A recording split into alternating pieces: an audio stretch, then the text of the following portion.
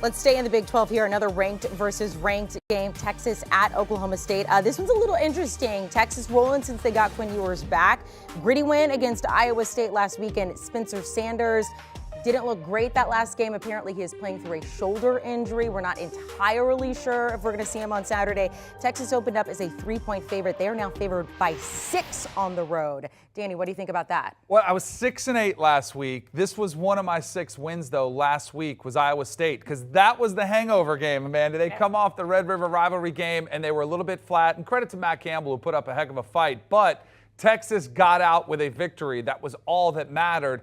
Now, you know what Sark can do. He can go in and can tell his team, hey, we can't take anybody lightly on the schedule this year. You get after them pretty hard this week in practice, and you play a team in Oklahoma State who's coming off a pretty demoralizing loss there when they did blow that 2-touchdown lead. So I think Texas picks up exactly where they left off. I think they come in a little bit more fine-tuned. I think Quinn Ewers picks off where he left off. He had 3 touchdowns last week, 0 interceptions. He continues to impress his first year as the starter. And I am a little bit worried about Mike Gundy's squad. You mentioned Spencer Sanders, the injury to that shoulder. I don't know if they're going to rebound as much as we think. So I'll go ahead and lay the 6, and I think it's going to be a higher scoring affair, so give me the over.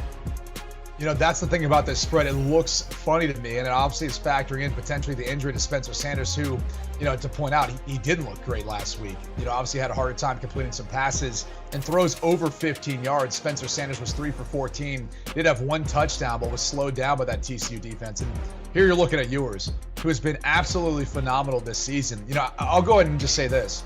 Texas is probably undefeated if Quinn Ewers stays healthy this season. Bottom line, he's been that good. Since returning, he's completing 66% of his passes, 7 touchdowns, only 1 interception.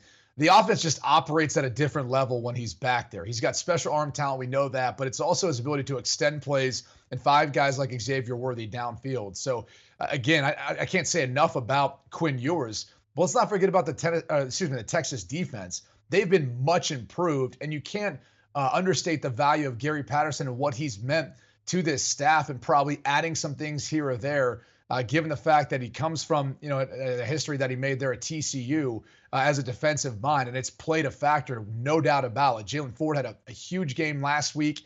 Him along with DeMarvion Overshown too. They kind of lead that defense as far as the run stoppers. So there's no doubt in my mind. I think one of the biggest differences is going to be the difference in balance between these two offensive attacks. Some concerns with Spencer Sanders, but I'll lay the 6 points. I know it's a tough place to go win in Stillwater, but I'm with you there, Danny.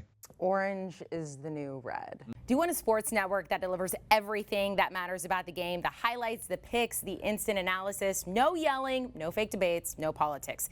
Hit the subscribe button and never miss a moment.